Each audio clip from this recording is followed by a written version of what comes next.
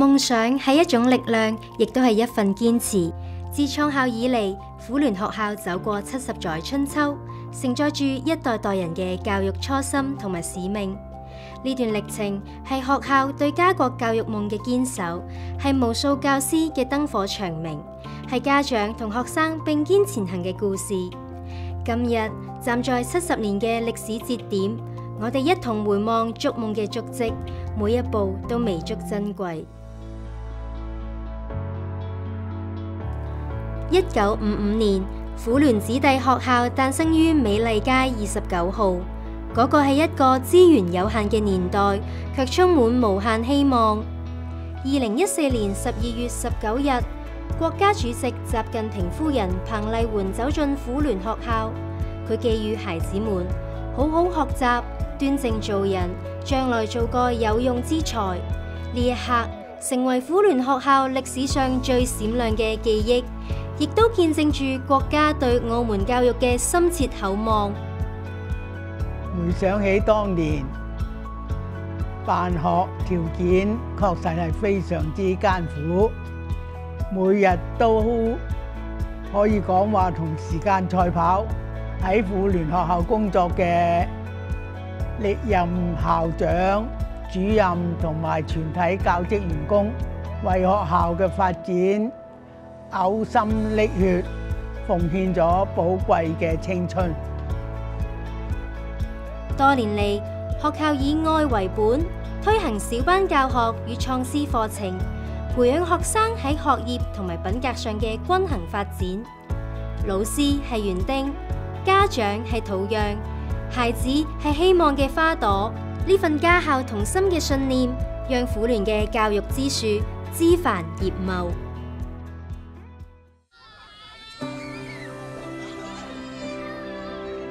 2010年，婦聯學校迎來歷史新章，獲批黑沙環新填海區用地興建新校舍。2013年，新校舍破土動工。2016年，新校舍正式啟用。今天，我哋擁有一座12層高嘅教學大樓，設備先進，環境完善。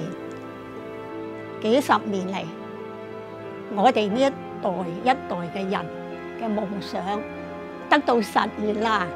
藍天唔單止係我哋抬頭見到嘅風景，更加係孩子眼中最初嘅夢，亦都係婦聯人心底最深嘅信念。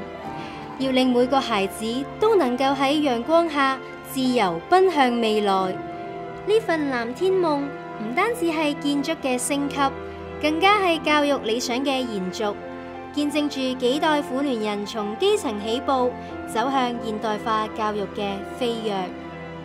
今日我哋企喺呢個地方係澳門嘅第一個藍天工程，咁我哋亦都係真係好自豪，見到而家校舍係建設得咁完善。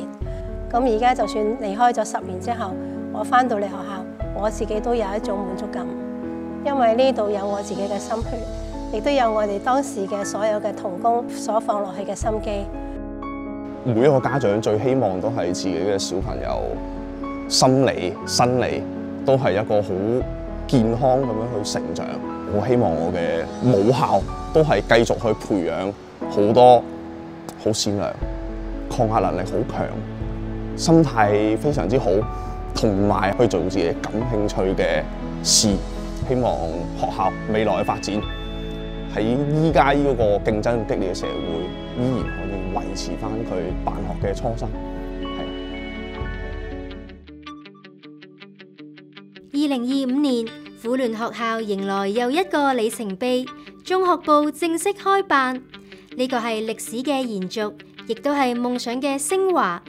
首屆初一學生喺9月入學，象徵住婦聯學校正式邁向一條龍嘅教育新時代。學校嘅辦學理念日益多元，課程結合3文4語，科技創新與藝術體育發展，並將象棋納入校本課程。學生能夠喺語言、程式、舞蹈、朗誦、音樂中自由探索。超過40項活動班，讓孩子能夠從興趣中尋找自信，從學習中發現光。學校秉持主題式創思教學、沉浸式英語、STEM 課程與24節氣學習相互融合，讓孩子從小就喺玩中啟發思考，喺探索中感受成長。呢度每個笑容都係教育最真摯嘅回報。今年是婦聯學校建校70週年，在這70年裏邊，婦聯學校的教職員工秉承着對工作的責任心、對學生的愛心和耐心，得到了家長的信任、社會的讚譽。